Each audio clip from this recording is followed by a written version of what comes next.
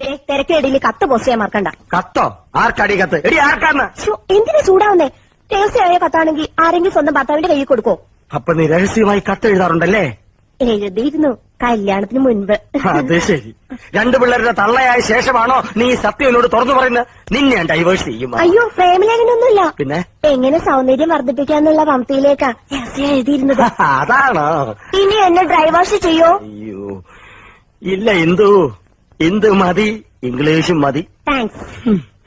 ഈ കത്ത് വീട്ടിലേക്കാ. ഇക്കുറി വിഷുവിന് ഞാൻ വീട്ടിലേക്ക് ചെല്ലാന്ന് അറിയിക്കാനാ. വിഷുവിന് നീ വീട്ടിൽ പോകുന്നില്ലേ? ഇത് മോശമല്ലേ ഇന്ദു? ചേച്ചിമാരും പോണില്ല. അമ്മാവനെ ഒറ്റയ്ക്കാക്കിട്ട് പോണ്ടാന്ന്. കഴിഞ്ഞ ഓണത്തിന് നീ പോയില്ല. ഈ വിഷുവിനെങ്കിലും ഒന്ന് പോയി കിട്ടുന്ന വിചാരിച്ച. ആഹാ, അപ്പൊ ഞാൻ പോയി കിട്ടണോ അല്ലേ? മനസ്സിലിരിപ്പൊക്കെ ഞാൻ അറിയുന്നുണ്ട്. ഒരു റെപ്രസെന്റേറ്റീവ് അല്ല ഇന്ദു, റെപ്രസെന്റേറ്റീവ് രണ്ടും ഒന്ന് തന്നെയാ. ആ ലിസ്റ്റ് ഒന്നുകൂടി കേക്കട്ടെ. ഡൈനിങ് ടേബിൾ പൂപ്പരുത്തി മതി. 2000 ഓ, പൂപ്പരുത്തി അവിടെ ഈട്ടി തന്നെ വേണം. 25,000. Sofa set. ചൂരല് മതി. റെപ്രസെന്റേറ്റീവിന് ഇരിക്കാനില്ല, യമുനയ്ക്കാ. കുഷ്യൻ തന്നെ വേണം, കുതിച്ചു പോകണം. അതിന് കുതിരപ്പുറത്ത് കയറിയ തമാശകള കൂട്ട്. 25,000. ബ്രിഡ്ജ്. പാലോ അതും വേണോ? അവർക്ക് നടന്നു വന്നാ പോരെ? അതല്ലെന്ന്, തണുപ്പിക്കുന്ന ഒരു സാധനം ഇല്ലേ? Fridge 9,000. TV. Black and white പോരെ? ഓരോ കളർ തന്നെ വേണം. 10-20 അടി നീളം വേണം. 10-20 അടി നീളോ? ഇഞ്ചായിരിക്കും. ഇഞ്ചെങ്കിൽ ഇഞ്ച്.